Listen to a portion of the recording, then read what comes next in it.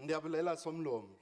In the words of Morena Mohlomi, a mentor and advisor of the great Moshweshwe of the Basotho, an African philosopher and reformer who gave us the practice of greeting people with open hands, Kgotso.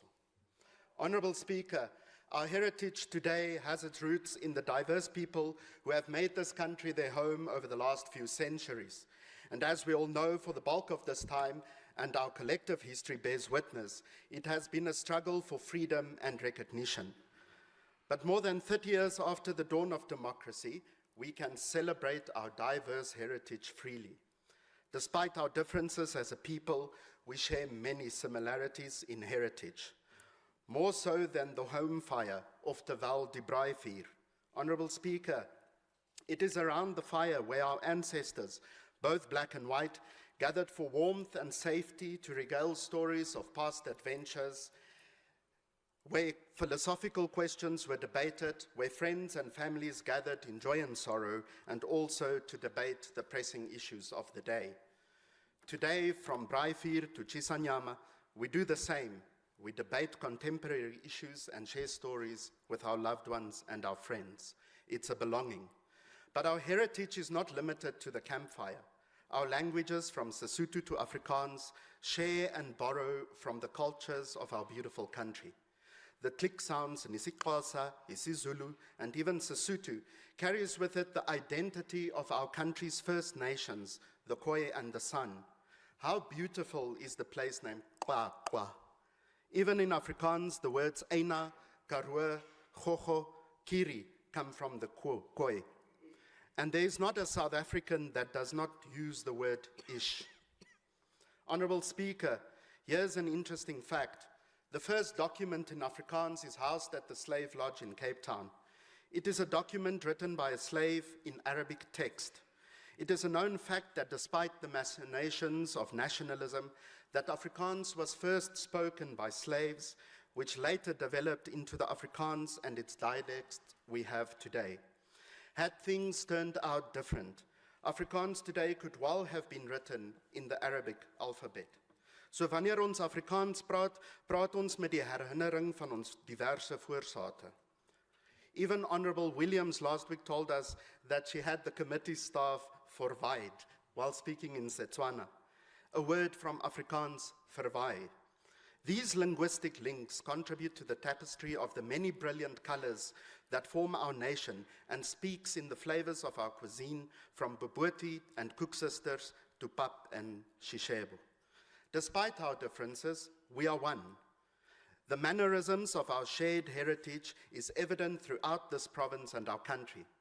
Although our history forged by might, fight, and flight, by oppression, by war, undeniably, our heritage across all sections of society has always been about freedom and claiming our equal and equitable space under the brilliant African sun. It was the Khoi that first opposed colonial rule, then the early burghers of the Afrikaner through the Groot Trek. It was the amaXhosa over 9 frontier wars. It was the first and second Anglo-Boer wars, or as accepted today, the South African wars, that fought for freedom from British rule. It was the AmaZulu that stood firm against the British onslaught at Isandlwana, delivering the most major historical defeat by an indigenous army against the British Empire.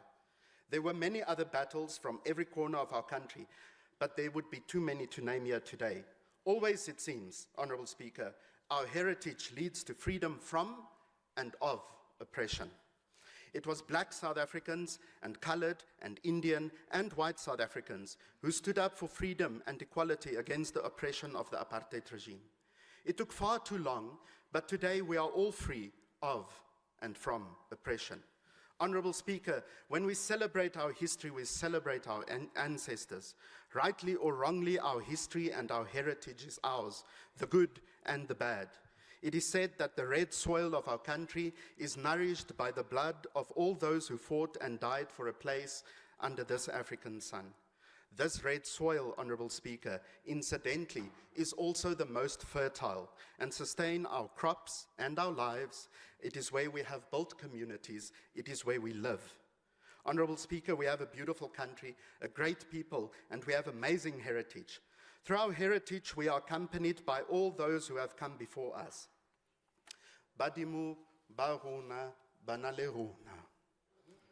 While living abroad, and this is tongue-in-cheek, Chair, so you will indulge me, I once remarked to a very close friend of mine from Somaliland.